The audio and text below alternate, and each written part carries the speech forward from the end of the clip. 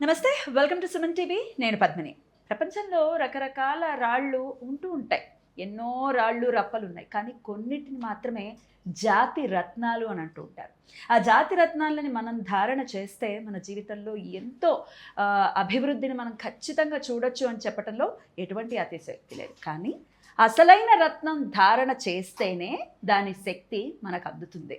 మరి ఇంతకీ అసలైన రత్నం అనేది ఎక్కడ దొరుకుతుంది? ఏది అసలైన రత్నం అనేది మనకి తెలుస్తుంది అని అంటే ఖచ్చితంగా ఒక నమ్మకస్తుల దగ్గరికి వెళ్తే మనకి ఈజీగానే దొరికిపోతుంది. మరి మరి ఆ నమ్మకస్తులు ఎవరు అని అంటే నేను చెప్తాగా, ఉన్నారుగా. మన హైదరాబాద్లోనే చాలా ఒక సేవా మార్గంలోనే వెళ్తోంది 6JVR అని చెప్పడంలో ఎటువంటి సందేహం లేదు. ఎందుకంటే జాతకాలని ఉచితంగానే చెప్తూ వాళ్ళకి అవసరమైతేనే జమ్ని సజెస్ట్ చేస్తూ ఉంటారు మన గణపతిరావు గారు. వారితో ఈరోజు ప్రత్యేకమైన ఇంటర్వ్యూ, రత్నాల గురించి ఎన్నో విషయాలు ఈరోజు మనం తెలుసుకుందాము. మరి మాట్లాడదామా? గణపతి గారు నమస్కారం అండి. నమస్కారం. ఎలా ఉన్నారు సార్? బాగున్నాను. చాలా రోజుల తర్వాత మళ్ళీ మీతో కార్యక్రమం చేయటం అనేది ఖచ్చితంగా చాలా సంతోషాన్ని ఇస్తాను. నేను ఇప్పుడు చెప్పిన వాటిలో ఎటువంటి అతిశయోక్తి లేదు. ఎందుకంటే జాతకాలు మీ దగ్గరకు వచ్చిన వాళ్ళకి మీరు ఉచితంగానే జాతకం చెప్తారు. వాళ్ళకి అవసరం అయితేనే స్టోన్ని సజెస్ట్ చేస్తుంటారు. Is it sir? రైట్ అండి. 6JVR అంటే ఖచ్చితంగా ఒక నమ్మకం ఉంది మాకు. 6JVR వెళ్ళాము అని అంటే చక్కటి రత్నాన్ని ఇస్తారు, అది కూడా అందుబాటు ధరల్లో ఇస్తుంటారు. బయట మేము నేను పర్సనల్గా ఎన్నో చూశాను. జమ్స్కి చూస్తున్నారు కదా, బోల్డ్ అని ధారణ చేశాను. చాలా వ్యత్యాసం ఉంటుంది ఒక్కొక్క స్టోన్కి మినిమం ఒక 20,000 వ్యత్యాసం అయితే ఖచ్చితంగా ఉంటుంది అని చెప్పడంలో ఎటువంటి డౌట్ లేదు. చాలా అందుబాటులో సామాన్యులకి మీరు సేవలానే చేస్తున్నారు. అందుకు ప్రేక్షకుల తరపున, ప్రజల తరపున ధన్యవాదాలండి. మరి ముందుగా కెంపు గురించి మాట్లాడుకుందాం సార్. కెంపు ఖచ్చితంగా అందరికీ ఎంతో కొంత నాలెడ్జ్ అయితే ఉంది. కెంపు అనేది సూర్యుడికి సంబంధించినటువంటి రత్నం అని. ఈ కెంపు గురించి చెప్పండి. అసలు కెంపు అంటే ఏమిటి, ఎవరెవరు ధారణ చేయొచ్చు, ఇవన్నీ ఒకసారి చెప్పండి సార్. చెప్తాను. కెంపు అని మాణిక్యమని సంస్కృత భాషలో మాణిక్యం అని అంటారు. తెలుగులో కెంపు, రూబీ, హిందీ వాళ్ళు కూడా మానక్ అని పిలుస్తారు. అంటే ఏ విధంగా పిలిచినా కూడా ఈ రూబీ సూర్యుడికి సంబంధించినటువంటి రత్నం. మనం నవగ్రహాలకి నవరత్నాలు, అందులో ప్రథమరత్నం ఇది కెంపు, సూర్యుడికి సంబంధించింది కాబట్టి. సో ఇది ఎవరు పెట్టుకోవాలి అనుకుంటే డేట్స్ వైజ్గా, డేట్ ఆఫ్ బర్త్ వైజ్గా తీసుకుంటే 1వ తారీఖు, 10వ తారీఖు, 19వ తారీఖు, 28వ తారీఖు పుట్టిన వాళ్ళు ఇది పెట్టుకుంటే చాలా బాగా కలిసి వస్తుంది. సో డేట్ వైజ్ అంటే న్యూమరాలజీ ప్రకారం కూడా మనం దీన్ని తీసుకోవచ్చు. ఖచ్చితంగా ఈ డేట్లో పుట్టిన వాళ్ళు ఈ రత్నం పెట్టుకుంటే చాలా బాగా వాళ్ళకి పని జరుగుతుందని ఒకళ్ళు కొంతమందికి డేట్ ఆఫ్ బర్త్లు మా ఒరిజినల్ లేవు సార్ అని అంటారు. కొన్ని నక్షత్రాలు మాత్రమే తెలుసు, మా అమ్మ ఏదో అంటుంటారు పలానా నక్షత్రం. అలాంటి వాళ్ళు మాత్రం కృత్తికా నక్షత్రం వాళ్ళు, తర్వాత ఉత్తరా నక్షత్రం వాళ్ళు, ఉత్తరాషాఢ నక్షత్రం వాళ్ళు, ఈ 3 నక్షత్రాల వల్ల కూడా కెంపుని పెట్టుకోవచ్చు. వాళ్ళకి చాలా బాగా పని జరుగుతుంది. కొంతమంది అంటుంటారు సార్ డేట్ ఆఫ్ బర్త్ నక్షత్రాలు అసలు ఏవీ తెలియవు మాకు, ఉత్తి నా పేరు మాత్రం తెలుసు అంతే. సో చాలా మటుకంటే ఏ పేరుతో అయితే చిన్నపిల్లలకి అయితేనేమో ఆటోమేటిక్ డేట్ ఆఫ్ బర్త్లు ఉంటాయి. కొంచెం పెద్దవాళ్ళకి కొంతమందికి రాయని వాళ్ళు ఉంటారు, డేట్ ఆఫ్ బర్త్లు అవి రాసుకోలేదు సార్, మాకు అంత తెలియలేదు, రాసుకోలేదు అని. అలాంటి వాళ్ళు ఏంటంటే పేరు ఎవరైతే ఒక 25 సంవత్సరాల నుంచి రెగ్యులర్గా పిలవబడుతుంటారో, రాయబడుతుంటుందో ఆ పేరుకి అక్షరం చాలా ఖచ్చితంగా. ఎందుకంటే నామి కన్నను నామమునకు గల శక్తి అనంతమైనది అంటుంటారు. అంటే పేరు చాలా విలువైనటువంటి, అందుకే పిచ్చి పిచ్చి పేర్లు పెట్టుకోకూడదు. పవర్ఫుల్ ఉంటుంది, అంతే చూపించుకునే పెట్టుకోవాలి. అయితే ఆ పేరు పిలువబడుతున్న పేరు యొక్క ప్రథమ అక్షరం ఏ లెటర్తో ఉంటే బాగుంటుంది. కెంపు పెట్టుకోవాలనుకుంటున్నట్టయితే వాళ్ళు ఏ, తర్వాత I, J, Y, Q, AI, J, Y, Q ఈ లెటర్స్తో స్టార్ట్ అయ్యేవాళ్ళు. సో ఇప్పుడు మీరు కెంపుని ఎన్ని రకాలుగా పిలుస్తున్నామో, ప్లస్ అంటే మాణిక్యం అని, రూబీ అని అంటుంటారు. అలాగే డేట్ ఆఫ్ బర్త్లు 1/10/1928 అండ్ కృత్తిక, ఉత్తరాషాఢ వాళ్ళు పెట్టుకోవాలని చెప్పాం. అండ్ పేరు లెటర్స్ కూడా ఇచ్చాం వాళ్ళకి. వాళ్ళు అవి కూడా లేకపోతే ఈ లెటర్స్ వాళ్ళు పెట్టుకుంటే వాళ్ళకి చాలా బాగా పనిజరుగుతుంది. జాతకం ఒకవేళ ఐడియా ఉంది ఏమంటే సూర్యుడు అసలే ఆయన చాలా పాపగ్రహంగా ఖచ్చితంగా చూస్తూ ఉంటారు. సూర్యుడు ఒకవేళ మాలిఫిక్ అయిపోయి సూర్యుడి వల్ల ఇబ్బంది పడుతున్న వాళ్ళు మరి కెంపును ధారణ చేయొచ్చా?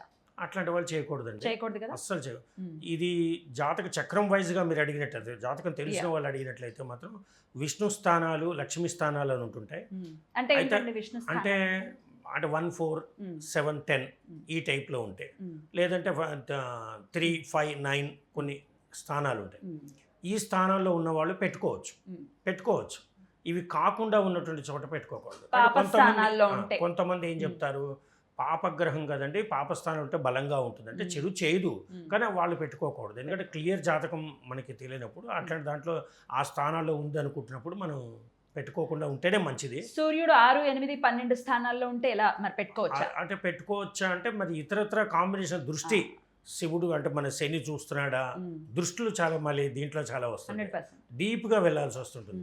అందుగురించి మేము టూకీగానే చెప్తాం, ఈ డేట్ ఆఫ్ బర్త్ వాళ్ళు పెట్టుకోండి పర్లేదు, వాళ్ళకి హాని చేయదు.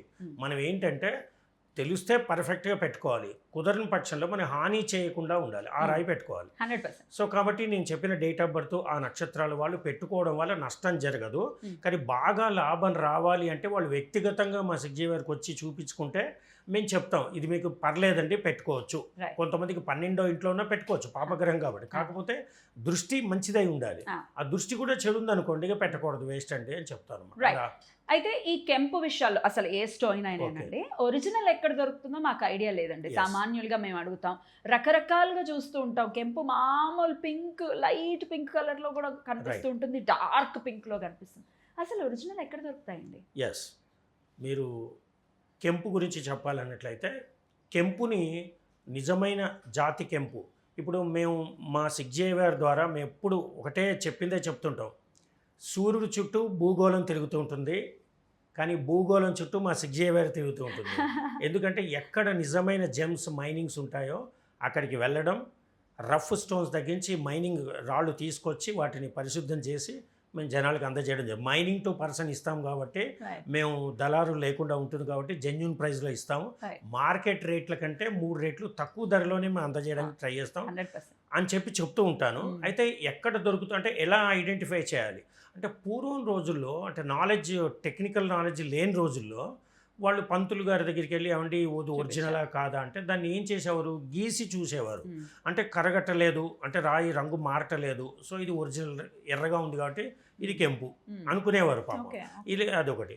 తర్వాత ఇంకా కొంతమంది పండితులు ముందుకెళ్ళి ఏం చేసేవారంటే, ఇది సూర్యుడిలో మెరుస్తోంది కదా, లైట్లలో చూసేవారు, సూర్యుడిలో మెరుస్తోంది కాబట్టి దీన్ని పద్మరాగం అని పిలిచేవారు కూడా. కెంపుకి చాలా పేర్లు ఉన్నాయి, అంటే పద్మరాగం కెంపు, ఇది సూర్యుడిలా ఉంది కాబట్టి ఇది పెట్టుకోవచ్చు పర్లేదని చెప్పారు. కొంతమంది ఏం చేశారు, దానిమ్మ గింజలు రంగులో ఉంది సో కాబట్టి దాన్ని సౌగంధికం కెంపు, అంటే సౌగంధికం కెంపు అని చెప్పి పిలవడం మొదలుపెట్టారు. కొంతమంది ఏం చేశారంటే కోకిల యొక్క కన్నుని దగ్గర నుంచి చూస్తే అది కూడా ఎర్రగా రక్తం డాట్లా ఉంటుంది అనమాట. కోకిల కన్నులా ఉందని చెప్పి దాన్ని కురువింద కెంపు, పూర్వం ఐడెంటిఫికేషన్ అలా చేసేవారు, కురువింద అని. తర్వాత కొంతమంది ఏం చేశారంటే కుందేలు మాంసం కోస్తే కుందేలు లోపల మాంసం ఏ రంగులో ఉందో ఆ రంగులో ఉందని చెప్పి దీనికి చాలా విలువిచ్చుకునేవాట. మాంసగంధి అని పిలిచేవారు, దీనికి చాలా విలువైనరా, చాలా బాగా నీకు రోగాలన్నీ నయం అవుతాయని చెప్పి. కొంతమంది ఏంటంటే నలుపు రంగులోను తర్వాత ఎరుపు రంగు మిక్సింగ్, నలుపు ఎరుపు మిక్సింగ్లో దొరుకుతుందని దీన్ని కొంతమంది నీలగంధి కెంపు అని. సో అట్లాగే పావురం మెడ లోపల అది తీస్తే లోపల మెడ కూడా కొంతమందికి పావురం మెడకి అంటే తెల్లటి బొచ్చుతలు కప్పబడి ఉంటుంది బూర్ది కలర్, దాంతో తీస్తే లోపల ఎర్ర ఉంటుందట. సో దాన్ని బట్టి చూసుకుని ఇది కోమలం అని పిలిచేవాట. అంటే చూడండి, పూర్వం రోజుల్లో ఒకే కెంపుని పద్మరాగం, సౌగంధికం, కురువింద, మాంసగంధి, నీలగంధి, కోమలం, ఇన్ని కెంపులు ఆ రంగులను బట్టి పక్కనున్నట్టు వాతావరణంలోని పక్షులు జంతురాశులను బట్టి గుర్తుపట్టి ఇది ఒరిజినలే అని ఇచ్చేవారు. ఇంకా ఐడెంటిఫై చేయడానికి వాళ్ళది గట్టిగా ఉందా లేదా చూడడానికి నేల మీద అరగదీసి రంగు పోటలేదనుకుంటే తుడిచేసి ఇచ్చేసి పెట్టుకోరా బాబు ఇది ఒరిజినల్ అనేవారు. అది పాపం పాత రోజులు. కానీ మా సిగ్జేవియర్లో ఇంటర్నేషనల్ స్టాండర్డ్స్తో ఉన్నటువంటి మిషన్స్ తెప్పించాం మేము. ఎందుకంటే మేము మా దగ్గర 16 దేశాలకి సంబంధించినటువంటి రఫ్ మైన్స్ స్టోన్స్ ఒక మ్యూజియం ఉంది, సిగ్జేవియర్ మ్యూజియం. ఆ మ్యూజియంని సందర్శించడానికి రోజుకి 50 నుంచి 100 మంది వస్తారు మా దగ్గర, ఉత్తి చూసిపోవడానికి. కనువిందు అయిపోతాం సార్. ఎందుకంటే ఏ దేశం పోతే ఏ రాయి దొరుకుతుంది, ఏ దేశం, మేము ప్రతి రాయి కింద ఒక కంట్రీ రాస్తాం, ఇది జర్మన్ది, ఇది ఇటలీది.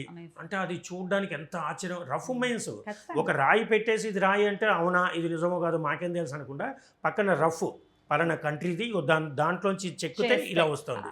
ఈ విధంగా మ్యూజియం పెట్టాం. సో దాంతోపాటు మేము ఆ మ్యూజియం సిగ్జేవియర్ మ్యూజియంతో పాటు సిగ్జేవియర్ international standards lab gem testing lab అని పెట్టాం.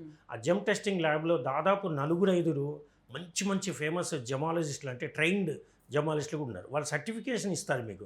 అయితే ఇప్పుడు కొలిచేటువంటి టెక్నాలజీ ఎలా తీసుకుంటారు అంటే ఇప్పుడు ఏ విధంగా అంటే నేలకు అరగదీసి ఇది మాంసంలా ఉందా అది ఇది అని అంత నాలెడ్జ్ పాత రోజుల్లో పంతులు చెప్పేది వినేవాళ్ళు, నాలెడ్జ్ ఉండదు. ఇప్పుడు వాళ్ళకి ఇంజనీరింగ్ చేసి మెడిసిన్ చేసిన వాళ్ళు కూడా ఓ నీలగంధి అంటే ఏంటి అంటారు కదా. ఉంగరం వేలికి పెట్టుకో అంటే వాట్ మమ్మీ అని అడిగితే ఆవిడ చెప్తుంది సెకండ్ ఫింగర్ అని చెప్తుంటే అప్పుడు ఉంటున్నారు. అంటే అలా అర్థం కావట్లేదు. ఇలాంటి టైంలో మన టెక్నాలజీని ఉపయోగించి మనం టెస్ట్ చేసి మనం జెన్యూన్ స్టోన్స్ వాళ్ళకి ఇవ్వాలి. ఎందుకంటే జెన్యూన్ పెట్టుకుంటేనే సక్సెస్. మరి జెన్యూన్ ఎలా ఐడెంటిఫై చేస్తాం ఇప్పుడు అంటే డిపెండ్ ఆన్ హార్డ్నెస్. ప్రతి జమ్ముకు ఒక హార్డ్నెస్ ఉంటుంది. ఆ హార్డ్నెస్ కరెక్ట్గా ఉందా లేదా అంటే కెంపు మంచి క్వాలిటీ కెంపు హార్డ్నెస్ 9 నెంబర్ వస్తుంది. అంటే 9 హార్డ్నెస్ టెస్ట్ చేస్తే 9 అని వస్తుంది. ఇది కాకుండా రిఫ్రాక్టివ్ సిస్టమ్ ఉంటుంది.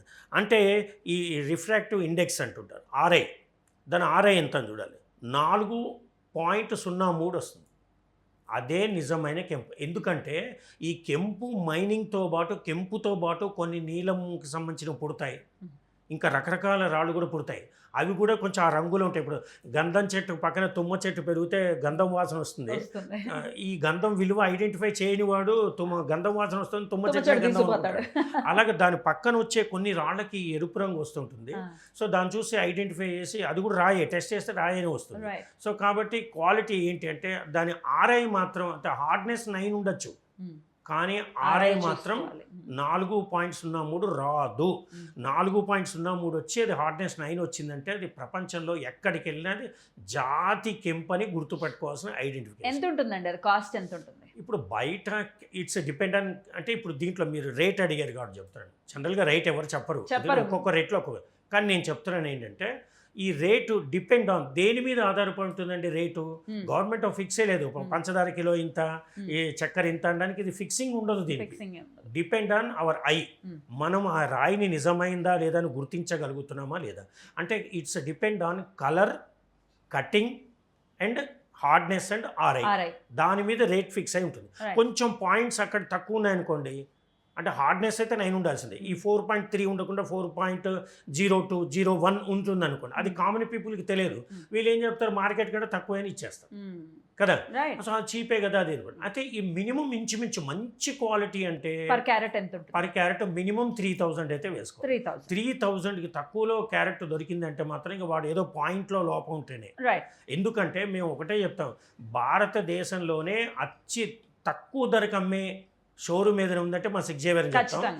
అలాంటి మేమే మినిమం 3000 ఉంటుందండి అంటే అంతకంటే తక్కువలో ఇచ్చిందంటే అది ఏదో లోపం ఉంటేనే ఇవ్వడం.